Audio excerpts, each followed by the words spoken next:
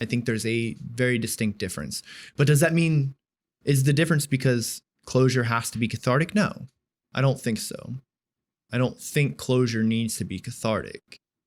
But I also don't think it's just acceptance. I do think it's closure. So I wrote down what I have two models here that I'm going to tell you about. One I like, one I dislike. I'll tell you the first model.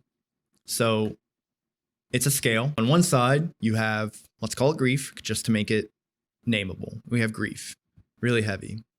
Every day, I go and add a rock to both sides. Let's call the other side closure, and this is grief. Every day I add a rock to both sides, just tiny little. Over time, it will eventually get close to weighing out.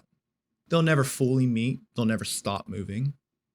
But over time, I keep adding to it every day, and then just a little bit. Now, when I thought about that, I said, maybe closure isn't the words we hear, but how we grow around and with the grief.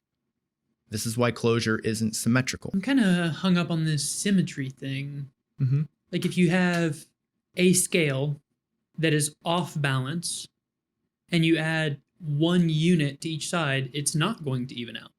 It's going to remain imbalanced. In the long scale, yeah, it's going to remain imbalanced because it can never fully even out. It never will. There's no finality in it.